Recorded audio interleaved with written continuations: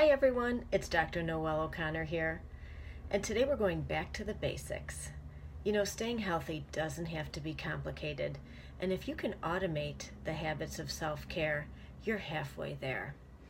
Let's take a look at the 6 things that research shows are the most important things for us to do. So, first thing is diet. What we put into our body is so important.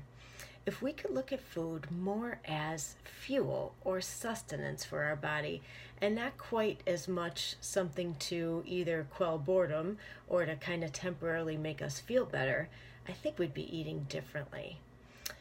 Research suggests that we eat as many whole foods as we can, meaning fresh fruits, vegetables, whole grains. These foods are loaded in nutrients and also have a ton of fiber and water, which help fill us up, whereas processed foods are the opposite, often having little to no nutrients or fiber or water, and often a lot of calories.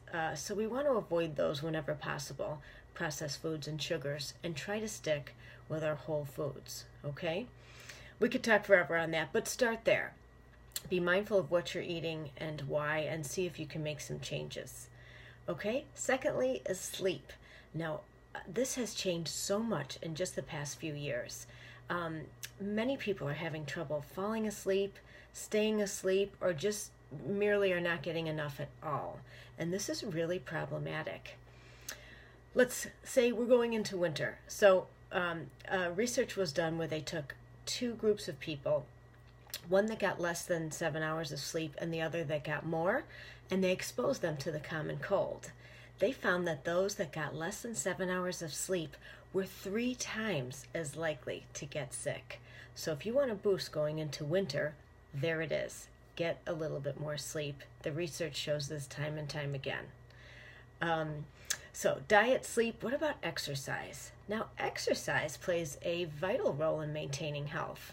Not only do we need it to lubricate our joints and stretch our muscles, but it helps with our metabolism and our mood and probably a bunch of other things too. So ideally, if you could get 30 to 60 minutes a day, that would be good. If not, maybe on other days when you do have a little more time, you could get a little bit more in, and that will make up for it. And start with whatever you're comfortable doing. Walking, any activity is good. You can always build from there, but you've got to start somewhere. So exercise, posture is very important and becoming slowly more of a problem due to technology. Just like technology is causing us to be a little more sedentary, so we're getting less exercise, we're now in a little poorer of a seated posture. Devices cause us to look down, right? And so we're finding just a lot of tension and strain on the neck and shoulder muscles. Now, I think over the day that kind of sucks the energy out of you, which is also why you don't often have the energy to exercise after work. So if you could just get your head back and up a little bit so that the head can just balance over the spine and it'll allow all these muscles to relax, you'll notice a big difference just by a small change like that. So keep posture in mind as well as breathing. You've got to take a few deep breaths during the day. Deep breaths allow you to draw in a little bit more oxygen and draw it all the way down to the abdominal area. It turns out when we're in a little more of a stressed state, we breathe a little more shallow and it stays up here in the chest. And we're not getting that real deep relaxation from taking some deeper breaths.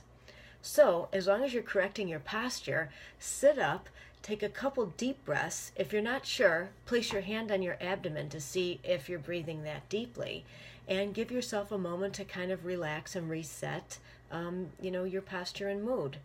When you do this, it actually communicates to the nervous system that we're not in an emergency, and it allows everything to kind of relax.